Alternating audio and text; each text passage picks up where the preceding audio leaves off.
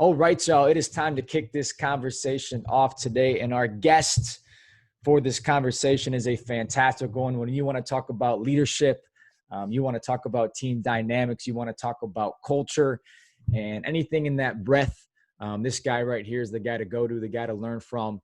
I'm excited to chop it up with him today, learn a little bit more about that stuff and also some other things that he has going on professionally right now that I think a ton of us can benefit from and gravitate towards a little bit. So with that quick little intro, it is my pleasure and most certainly my privilege to welcome Mr. Kevin DeShazo to the conversation today. Coach, I guess not coach, I'm coach, but I'm going to call you coach a little bit too here. Kevin, thanks for taking the time, man. Welcome to the Coach Cool podcast, and let's get this thing going, brother. Absolutely, man. Excited to spend some time with you. Awesome. And Kevin, let's do this real quick, just in terms of your background, who you are, where you come from, kind of your lineage up to this point perhaps, and what you got going on right now. Let's start there as our foundation, and we'll kind of build on that. Yeah, so background, I worked in healthcare for a number of years doing healthcare recruiting. Fell in love with social media as a business tool towards the end of that. Left, started my own healthcare recruiting company. Failed miserably. I'm giving you the Cliff Notes version. Failed miserably. Spent way too much time on social media. Saw there was a need for student athletes to have some training, some education around social media, not as a don't tweet this, don't post that, don't be an idiot, but hey, let's use this on purpose. It can be really useful. So started a company called Fieldhouse Media. And so I've been doing social media training for college athletes and coaches and administrators for the past decade. Have always been really passionate about leadership and culture and teams. And so about 4 or 5 years ago, partnered with a company called Giant. I know you've had Jeremy Kubicek on the podcast who runs Giant. I partnered with that crew to take all of their leader development, team building, self-awareness, communication tools and content that they do with Chick-fil-A, with Delta, with the US Air Force, with Google, bringing that into the sports world as Culture Wins. So I kind of help run their sports division called Culture Wins, ultimately trying to help leaders and teams get better. Got you. No, that's perfect. And I was actually turned on to you. It might, whatever that was, a year and a half ago now, when I was out looking for a gig myself. We connected and found you on social and all that good stuff. Been following ever since. And exactly right. I think the social media stuff initially gravitated me towards you because I was kind of in that realm trying to learn a little bit, then obviously learning a little bit more about what else you had going on. Big time stuff. And I think very relatable. I think it can kind of gravitate towards a lot of people, the way that you express that stuff. So yeah, great background, great stuff right there, and excited to hear you share some stuff today with us. So Kevin, let's talk about this new book. Just came out with it very, very recently, called Keep Chopping Wood, an Ordinary Approach to Achieving Extraordinary Success. Let's talk about that for a second. Kick it off there. Why this book? Why now? What was kind of the motivation behind it? And what's kind of the general premise behind this book right here? Yeah, so the idea of the book came out as we were recording this. It came out a week ago on May 19th. And the idea is that we live in a shortcut and instant gratification, a kind of drive-through culture where you can get anything you want in a matter of minutes, right? Like I could leave my office right now, and before I get home, I could drive through and get medicine. I could drive through and get money out of an ATM. I could drive through and get my dry cleaning. I could drive through and get dinner. I could get anything I want except becoming a better leader, except building my craft, except building a better culture. There is no shortcut. And so like everyone's looking for the shortcut or the life hack to success or to getting better or to influence. And it's like, no, you just show up and you do the work. And so it was kind of written to me because I'm not wired that way. I like shortcuts. I don't like the process. I don't like the work. I get bored. I get distracted. I want some immediate results. And so it's had the idea back in January, got the book published here in May. And it's interesting you said, why now? With all the stuff going on, it actually gave me a time to get the book completed and finished and be kind of a final product. I probably would have waited until August, September, October. I mean, who knows, right? Yep. Fear and insecurity kick in and you can push things off. But it felt like this season, most of my audience is the sports world, not all of it, but most of it. And so you've got leaders and teams and players right now that they can't really practice together. They can be making excuses for, well, I can't do anything now. We can't be together. There are no games. Why do I need to go out in the driveway and get better? Why do I need to go out in the park and get better? Why do I need to go to the garage and get better? It's like, well, it's not about today. It's about who you're becoming. It's about being ready when that moment, when there are games, and what kind of leader do you want to be? What kind of team do you want to be? So it felt like it was actually the perfect message for this time, of separating yourself from the outcomes and results, saying, no, I'm just the kind of person who shows up and does the work.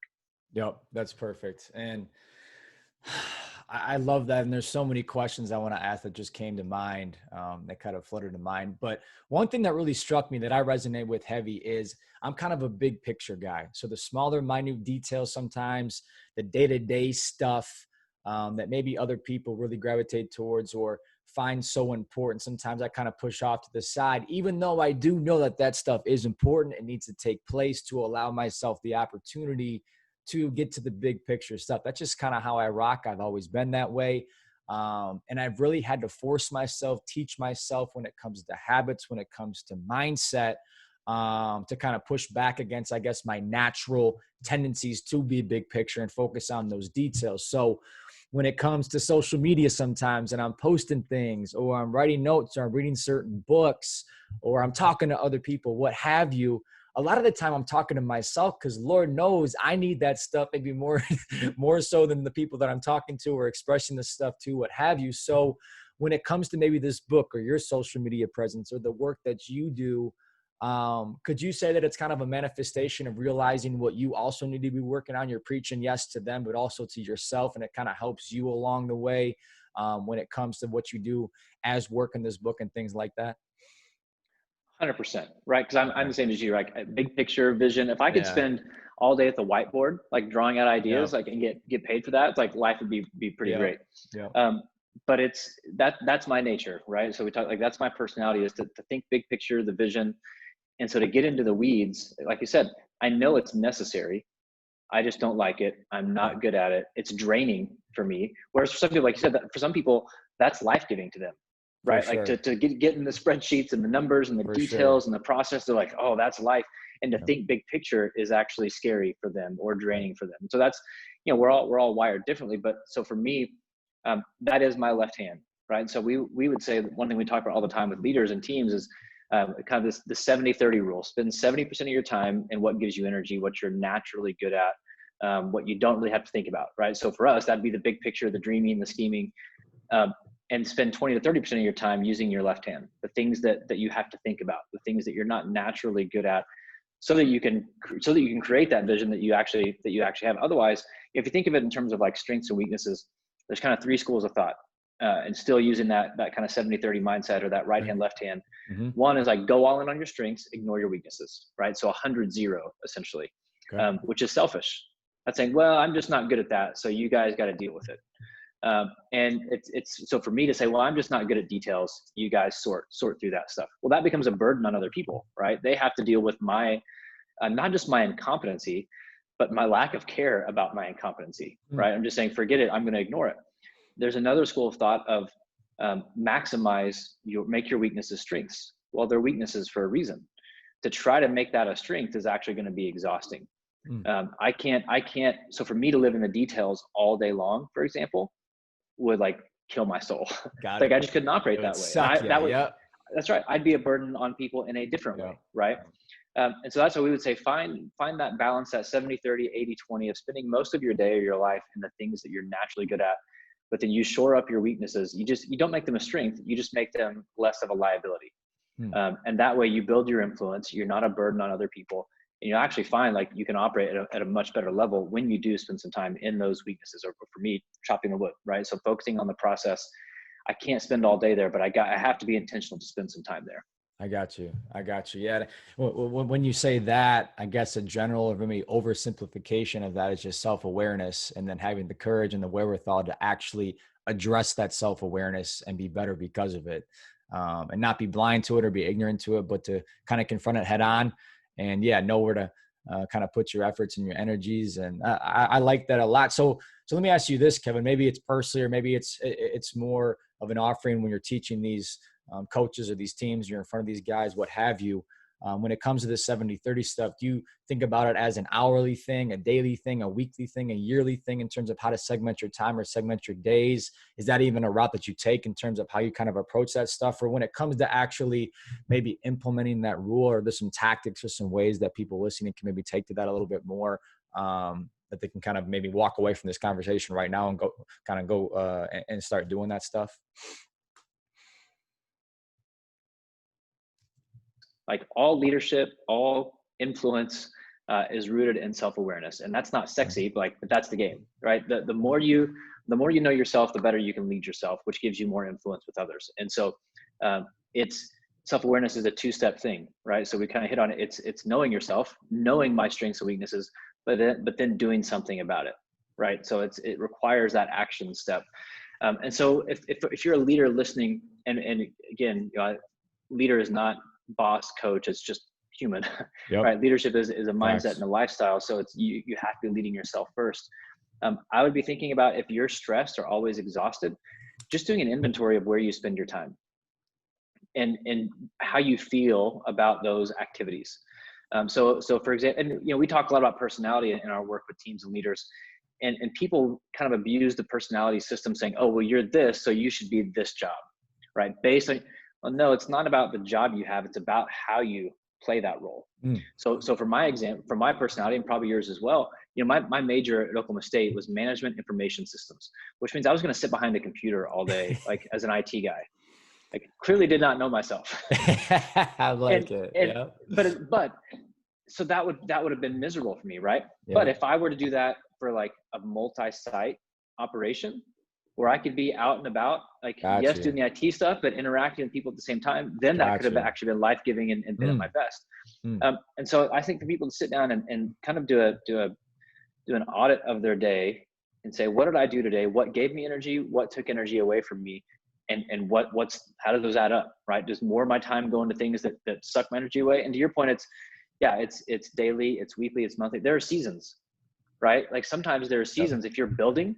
So for me, so with the book, for example, the last month has been a lot of using my left hand, getting all the details around the book together, like making sure the editing was right, and the illustrations and the cover and the launch team, and like getting it submit. Like all these things are just detailed things, which is probably why I would have put it off until the fall, had I not had these few weeks of just kind of emptiness and no travel. But for me mentally though, to realize like, okay, that's just a season. If I can just put my head down and get through that part, then I can get back to stuff like this, the things that I enjoy, talking to people, being with teams. So that at times it's seasonal, right? But the more you're aware of that, the more you can lead yourself in the midst of that season, but also lead yourself out of that season. I love it. Yep. That makes a lot of sense. Use the left hand. I like that one a lot. Now, when it comes to the book, Kevin, this is something that kind of struck me. Am I correct in saying that it's 39 pages long? Is that correct? Probably something like that. So let me ask you this: when it comes to the duration of a book, 39, I think in comparison to some other ones might seem a little bit shorter, or on the shorter end when you relatively speaking to some other stuff. Why that length? Why 39 pages? Was it more concise? It's just how you felt like what was kind of the process of the thought with that one right there? Yeah, great question. So I think, just my opinion, so this isn't not taking a shot at authors or the publishing world. I just think books are way too long. Yep. And some of that is because publishers say you have to write a 20,000 or a 40,000 or a 50,000 word book, and you don't. If you can give a 40,000 word message in 15,000 words, then give it in 15,000 words, because you've given me whatever that math is, words of fluff that I don't need. Now, some books, sure, like there are some books that are 40,000 that could have been 80, and I still would have been locked in, For sure. But I think in general, we've committed to this old format or formula that people just don't have time for. Most people aren't just going to sit and read for that long. I don't want to write that long. And so that was, I'd been kind of pushing off another book because I didn't want to write something that long. And then this one, I sat down and wrote it in a morning. It's like 8,000, 9,000 words. And part of it was like, man, is that too short? And as I tested that message with people, I probably sent it to 30 or 40 people. friends, family, people that I trust, like who I wasn't looking for. I had a few in there that I was like, they're just going to say it's good, so that'll make me feel good. But I put a lot in there, like I knew they were going to be critical. I knew they'd say, hey, fix this, whatever. Um, and the consistent message was, this is the perfect length. Actually, I would like, it made me even wanting more. So maybe there's a second book so now I'm working on like kind of maybe a series, not around those characters, because you got the guy's whole life in 9,000 words, but around some certain thoughts and topics. And so it just felt like just kind of parable style. Like if I can just get the story out, I don't need to add tons of fluff. Gotcha. If it's good enough as it is, then it's good enough as it is. Got you. Yep. That's perfect. And it's probably the pride in me, but if I pick up a 400-page book, regardless if I know I already got what I got out of it or not, I got to finish the freaking thing. But I love coming across 120 pages. I knock it out in one night or a weekend or whatever. And I get more out of that than I did reading this 400-page thing, grinding my teeth for 3 weeks to do so. That's right.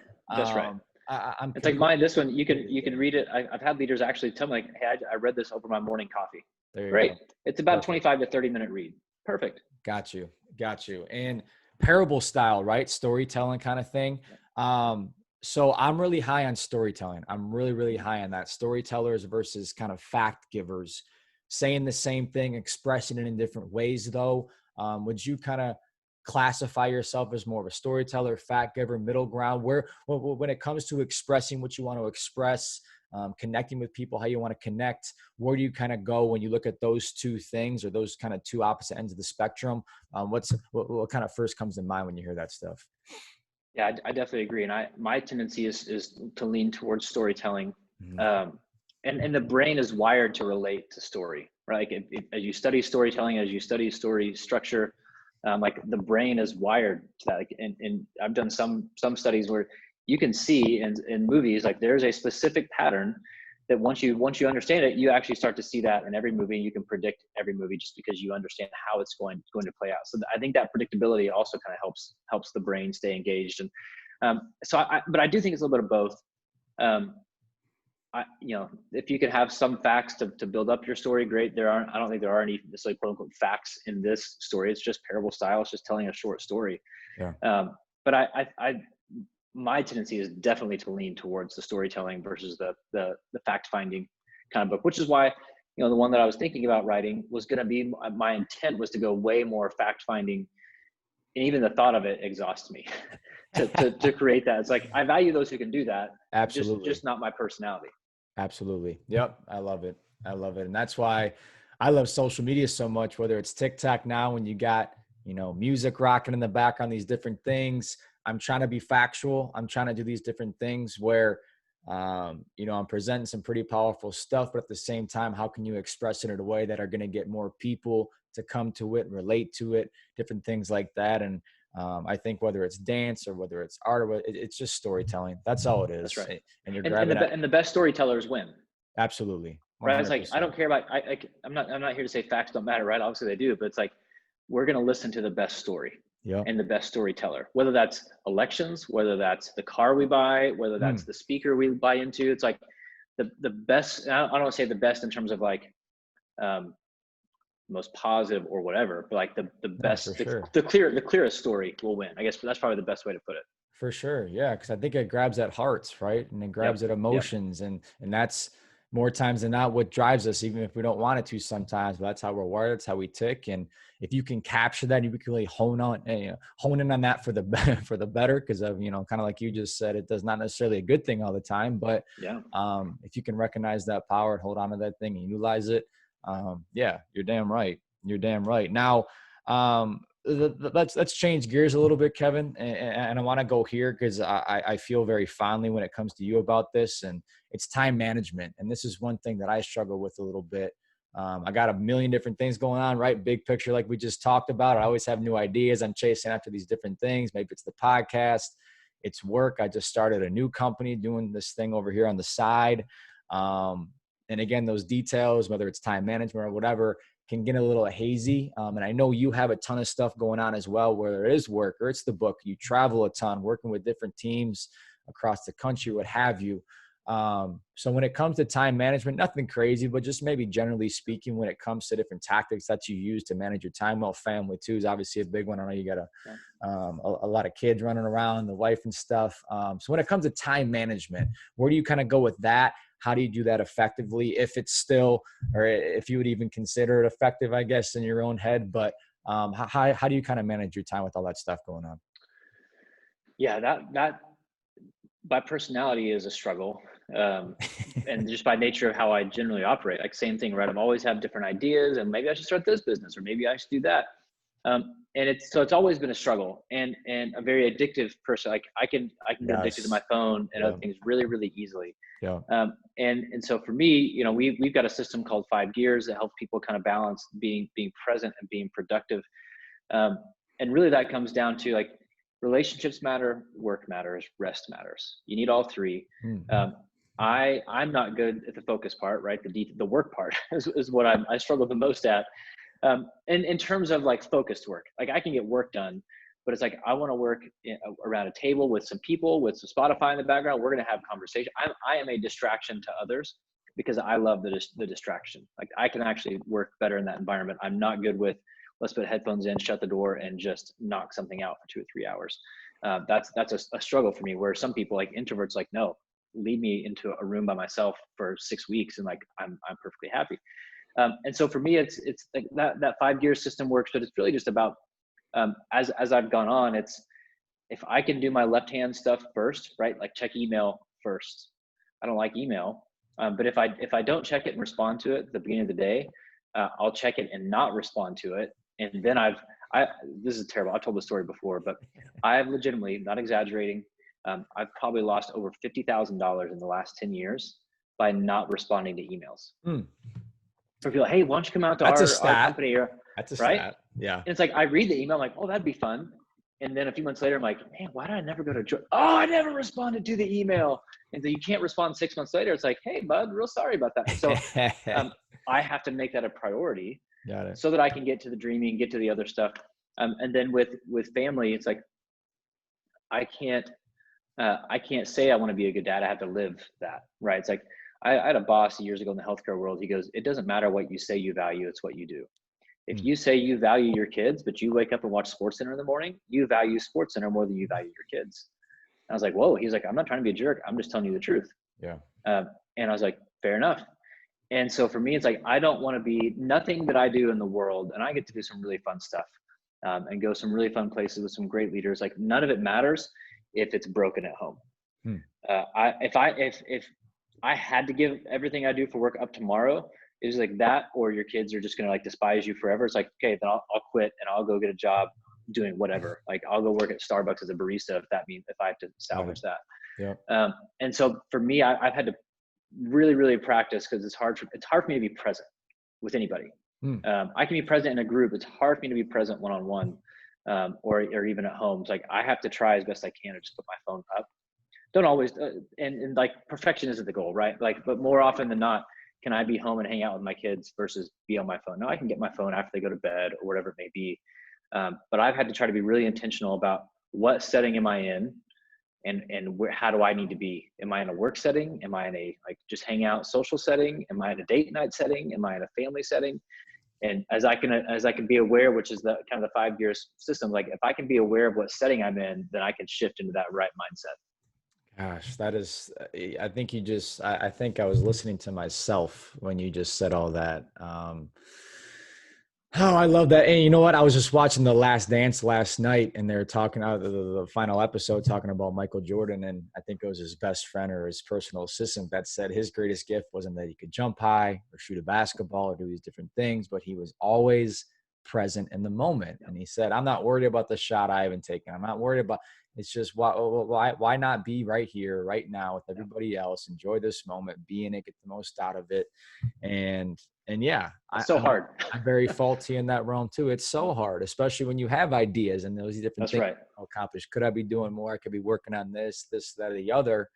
And that punched me in the face last night a little bit. How can I be more present with the people that I'm at, especially when it comes to fiance or family or kids or what have you?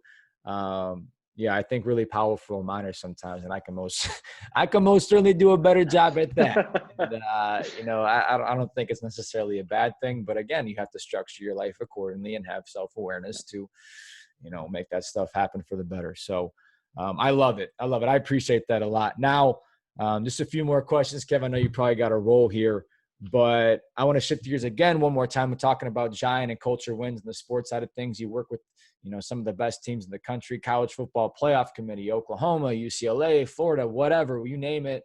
You know, you've probably worked with them along the line. So, again, generally speaking, when you're working with these teams, these corporations, or these elite groups of people or teams of people, what are some of the biggest commonalities that you have found when it comes, you know, to these team dynamics or their culture or how they operate?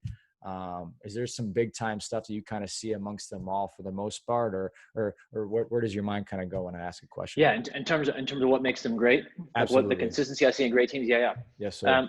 You know, because if you look at the most successful teams in sport or business, we always look at the results, right? It's like they're winning championships, their sales, whatever, their revenue. It's like we always look at the results, and we are a results-based culture. So like there's fine, nothing wrong with that. Obviously, in sports, we're competing because we want to win. We're not just competing just for the fun of it, especially at the collegiate level or pro level, and high school too. Like we're wanting to win. So, but when I look at those teams that are the best, like they've figured out the people part of it. And that's the most, like, football is not rocket science. Like, you play football, you understand football. It's the average fan has no clue what actually goes into it, right? It's Right. like there's Right. actually a level that's like pretty Yep. nuts, but it's Yeah. still not rocket science, right? Um, people are people are rocket science, and so like for you to understand your teammate, for you to understand your coach, for your coach to understand you, how you're wired, how you operate, what actually gets you going, the kind of support you need, the kind of challenge you need, your environment, your story, because you can't lead everyone the same way. There's a standard, right? There's a standard that's consistent, but like the tactics are different because you and I are probably pretty close to the same. But if we're like, your quarterback may be I'm very with you. different than your offensive lineman, right? Yep. And so like there's Absolutely. a standard of behavior, but how you're going to get there with each of them is different, has to be. And so the best leaders I've been around have figured that out, and they've learned to, I don't want to say over communicate, but communicate on purpose. I don't know if you remember it's probably 3 years ago now, there was that Yanni versus Laurel video that went around on Twitter. It's like this audio, and it's like, I'm not is it sure. Yanni or is it Laurel? Yeah. It's Yeah. Yeah. crazy. Yeah. Yeah. Yeah. And so Yep. everyone's hearing something different, Yep. right? Yep. And so so you and I could be sitting in the same room, listening to that video and hearing two different things. Mm. And so for coaches to realize like what I said isn't what my players always hear, and it's not necessarily my player's fault. I've got to make sure I'm communicating in a way that connects with every player. If I want them to trust me, if I want them to buy in, because like, do I want a compliant team or a committed team? Compliant team just going to go through the motions. Like they'll do the work, like they'll show up, but they don't care about it. They're just trying to not get in trouble. They're just trying to get to the end of the season. But a committed team's like, no, I hear you. I'm in. Whatever you need, I'll run through a wall. And that's really at the core of great teams, is that relational trust. Like, because players, in whether it's college players or if it's employees in a business, they don't have to agree with the coach. And good coaches get that. They're like, I don't care if you agree with me. I need you to trust me. But I can't demand that, or I've got to earn that. Because like, I don't always. So Jeremy running Giant, I don't have to agree with everything he does. Right. Like that's okay. But do I know him and trust his character, trust his intent? 1,000%. Mm. If I trust him, then I can say, I don't know if I would have done that, but trust his character. I'm in. Let's go. If it works out, great. If it doesn't, I know you're not trying to like hurt people or whatever it may be. And so the best coaches, the best leaders, are figuring out, how do I actually build trust with my team? The football part, that's easy. We can master that. But if we can raise our level of intelligence about each other, then we raise our level of connection, and then it's game on. That's really powerful. And I've actually preached on that a little bit. Not preached, but talked about that with the people on here before, where I don't want to say it's a new school approach or, people are becoming more aware of it, but I think it is really powerful, because I've talked to some people before where, that we've disagreed on this, where, well, no, you have to treat everybody the same and you have to talk to them all the same. You have to do all these things the same. And I would always counter and say, that's not the case, because you're different than I'm different than him, she's different than them, whatever. So yes, the standard of excellence is always going to be there, but how you can go about achieving that can most certainly look different for the individual. It's not lowering the bar. It's just changing the direction sometimes to still reach that end goal. And if you can do that, that's where that connection takes place. Trust is established. You're meeting people where they're at, what have you. And now we're really off and running. And is it the only way to go? I'm not going to say yes, but I think if you can at least try to implement that for the most part when it comes to your leadership style or coaching style or communication skills, yeah, you're damn right. You're going to get. Well, you look at, you brought up The Last Dance. Phil letting Rodman go to Vegas for a few days, right. Which that could probably be its own discussion. Yep, On no a number of doubt. different things. But it's like, but he knew him well enough Mm-hmm. to say he needed that. Mm-hmm. Like, we need to let him just go, like, blow off some steam for a couple of days, and then he'll be back and he'll be ready. He'll be at his best. Now, was he going to let everybody on the team do that? Of course not, because not everyone on the team needed that. Like, they're not wired. They don't operate like he does. And so there's the same standard of excellence when you're on the court, but also for people to realize Rodman needing that doesn't mean he wasn't committed to the team. Right. Right. It's like, we think if people aren't showing up at practice every single day, fully locked in, taking things super, like, they're not committed. It's like, I'm not a serious person. Like, and so, like, when I played basketball growing up, like, I'm joking around at practice now. Like, I'm there to get better. Like, I want to get better, but it's like, I'm also going to have fun doing it. And so part of that's, I've got to understand my own influence. Like, oh, that could look like I'm not committed if the coach doesn't know me, if he doesn't know what I'm about. So I got to make sure, like, I'm putting in the effort, that I'm yes sir and no sir, like that there are times when I appear dialed in, but it's like, we can't label this personality a winner or a competitor or committed versus this person. It's like, no, we're just going to get there different ways. And if I'm a leader, then I know that about those players, which means I can lead each of them the right way, which, again, is that more work? Sure. But it's like, you're going to take care of different plants in different ways to help them grow. Yeah. And I'm either going to deal with that. You're going to, like, most people, like, I don't have time to figure all this stuff about players. Like, well, where do you want to spend your time? Like, on the front end, figuring it out and trying to actually get it right, or on the back end, dealing with all the drama and bitterness and frustration because you didn't do it up front. Like, you are going to spend that time. It's where do you want to spend it? Yep. Really cool. And I think that says a lot about your culture, because at the end of the day, at least maybe in a collegiate setting or a professional setting, as a coach or as a head coach or a manager or what have you, you are the ones responsible for bringing these people in. So with Dennis Rodman, I would argue, again, I'm not them, I wasn't there, but they knew what they were getting when they signed him to the Chicago Bulls. Take me or leave me. They chose to take him. So as he was, he's not a 10-year-old, 12-year-old kid trying to figure stuff out. He is what he is. So if you're going to bring that cat onto your team and incorporate him with the masses, how can we best go about navigating that process to get the most out of him to allow this team to achieve success? And I think, when you see him leaving in the finals and do all this stuff, like, imagine the strength of that culture and the trust among teammates to allow this to happen. Like, people kind of see it as a negative, where I'm watching it like, wow, like, imagine the trust they have with this cat to leave for one day, go fly somewhere, do this thing. Like, that's incredible to me. And is that how I would operate or want that to happen? I mean, it still hurt my heart a little bit to watch it, but, like, at the same time, like, wow, what does trust look like amongst them dudes? Because damn, that's pretty impressive right there. And that was, and to your point, like, hey, it's a massive amount of trust. And like, they were such a great example, that whole team. So many different personalities, so many different ways of operating. Yeah. And it was, Jordan was Jordan. Well, Steve Kerr didn't need to be like Michael Jordan. He needed to be the best Steve Kerr. Rodman needed to be the best Rodman. Ron Harper needed to be the best, variety of those teams. And it's like all these different personalities, all these different ways of operating, but it worked because there was trust. Yep. Trust will go a long way. I think we've established that, and there's a lot of ways to go about that. But yeah, if you can find that, for sure. All right, Kev, let's wrap this up a little bit. And this is kind of for everybody out there. I think I'd be remiss if I didn't ask a question in this regard when it comes to everything that's going on right now with the virus and COVID and things like that.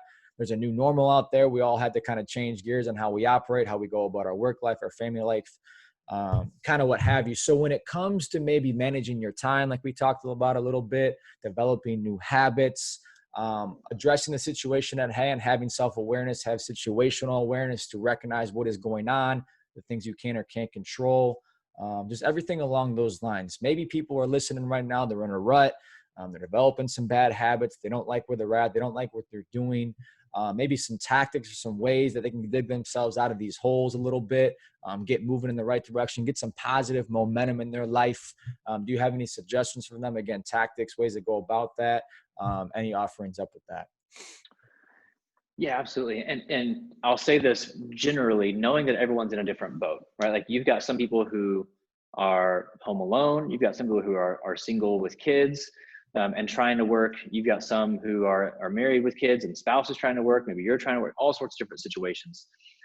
But I think, and this is a message I've been sharing with teams, is like, it's either the great reset or it's not, right? People are taking this time to figure out like, okay, so many people complained about the old world, right? They hated their job, hated their life, hated whatever. They hated everything.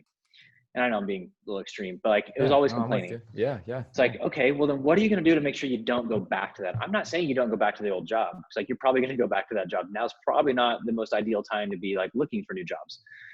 But it's, how are you going to go back to that job better? Like what are you, it's not your boss's job. It's not your teammates' jobs. Like, what are you going to do to get better during this season? And I've actually, a lot of people push back on this. Like, well, that's a burden. It's a pandemic. And great. Like, it's okay to keep making excuses, but what you're doing is arguing to not get better. It's like, you're really going to be on that side of the argument. It's like, no, you shouldn't use this time to get better. And when I say better, like, I don't mean go from like a 4 to a 10, right? That's a burden. 4 to 4.1 is better. 4 to 4.2 is better. Better, maybe you've found a new rhythm of rest. Better may mean you've like figured out some new eating habits, right? It's like, so don't, like, the enemy, resistance, insecurity, whatever you want to name it, comes in and like tries to give us all these excuses to not get better. It's like, no, you can get better. And so for me, I've been saying, and if your doctor is listening to this, I'm not a doctor, this is my own mindset.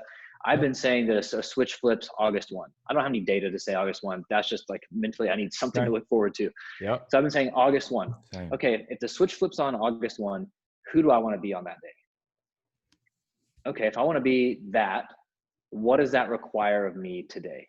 Because I'm not going to wake up August 1st, that version of me on accident. And so like a lot of teams and leaders are saying, hey, when that switch flips, we want to like slingshot out, say game on, we're ready. We've been doing the work. We've been staying connected. We've been figuring out new patterns. And other teams, that switch is going to flip and they're going to say, oh gosh, now we got to get ready. Because they've wasted all this time. And again, I don't know how many months in we are into this thing. Let's just say 2.5, 3 months. There was a time for negativity. That's fine. It's like, I'm not here to like condone negativity, but we all typically have bad initial responses to things. No doubt. There's grace with that, right? All good. Doubt. It's been long enough to stop having that response. Yep. Right? It's like you've now taken 3 months and just complained about the situation. Like, it sucks for everyone. Like, nobody's like waking up thinking, what an awesome opportunity today is, like, shut in at home, the world is shut down. Like, no, it sucks. So now what? Like, it's just going to be worse if you have a negative attitude about it. Or you can say, okay, all this happened. What am I going to do today to get better? Am I going to binge watch Netflix? Like, and don't hear me wrong. Like, I watch Netflix. I'm not saying there's anything wrong with Netflix, but you can watch a show or you can watch 8 hours of it. You can take a master class, or you can scroll through Twitter for an hour and a half, right? You can go for a walk, or there's so many things. And so what I've been trying to help people and help myself really through this is, what habits do I want to last into the new world, and what habits are just for this season? So like, our family's going on walks all the time. That's not going to be the normal, right? Because like, it can't be that would be a burden to expect that. Like, we're going to have baseball practice, we're going to have games, I'm going to travel hopefully at some point again. So I can't expect that habit to carry into the new world. Now, maybe we do more walks in the new world, right? But it's certain things now is the time to start to develop those habits. And we're sitting here, it's May 26th. So I would say there's still time to start putting new habits into place, new practice into play. Again, we go back to story. So I think about legacy a lot as it relates to story. And like, my kids, we've told them, this moment still doesn't make sense in my brain, right? Like, it's 2020 and the entire world is shut down. Like, I still can't fathom that this is what's happening. But we told our kids, like, this is a really, really significant time in history. Your kids are going to read about this in their history books when they're in school. Mm. And so I've been trying to think, what stories do I want my kids to tell about, hey, who was grandpa during that season? Was he arrogant and put our family in danger? Was he just panicked and freaked out and like hid in a room by himself? Or was he at peace? Was he trying to get better? Was he hanging out with us? And if I want them to tell better stories about me, then I've got to live that story. Yeah, that's money. That's money. And it's interesting that you say that, because I was just talking to my fiance about that when it comes to making decisions or living the way that I do or doing these different things. Is exactly right. When we have kids one day, that's what I told her. I said, I want them to know that the 27-year-old John on May whatever was doing this for the betterment of them, the betterment of themselves. Like, they're not here yet. Grandkids aren't here, but like, that's the stuff that you want to be doing right now. And I think finding that perspective, I'm not saying we all have to have that, but if you can find that a little bit, yeah, that's going to push you in gear a little bit. And I think you're going to find yourself in a good spot. And I would say, Absolutely. like, what's the alternative? Like, Exactly be right. negative and whine. It's like 1000%. that. 1000%. And for people who listening, like, don't hear me saying that this is easy, right? Like, that's not, or like, oh, that's easy for you to say. No, it's not. I've lost, I don't know how many speaking gigs. Like, I travel and speak for a living. If you've noticed, there aren't planes and people traveling and speaking. It's like, so that's all been taken away. Yeah. So I don't say any of this like nonchalant, like, oh, just have a better mindset. Like, it's a muscle. The more you work it out, the stronger it gets, the more natural it becomes. The less you do it, the weaker that muscle gets. And so if you want to, and I mean, you know this from sports, like, mindset is, man, like, it's such a key, whether Yep. you're an athlete or just a human, and you're not going to have a better mindset on accident. And so that mindset shapes everything you do. So wake up and do whatever you have to do in the morning to get into the right mindset for the day. Got you. Yep. Being purposeful in that. Damn right. I'm a big advocate for that one too. Okay, I could talk all day, man. But I think that's a good amount of stuff for today. So I want to thank you for coming on, man. And again, I know you're a busy cat doing a lot of stuff. So really appreciate your time. Now, one more little snap back to your book, Keep Chopping Wood. Where can people find it? Where can people find you when it comes to socials? Give a quick shout out to that so people can go get that stuff and check it out for themselves.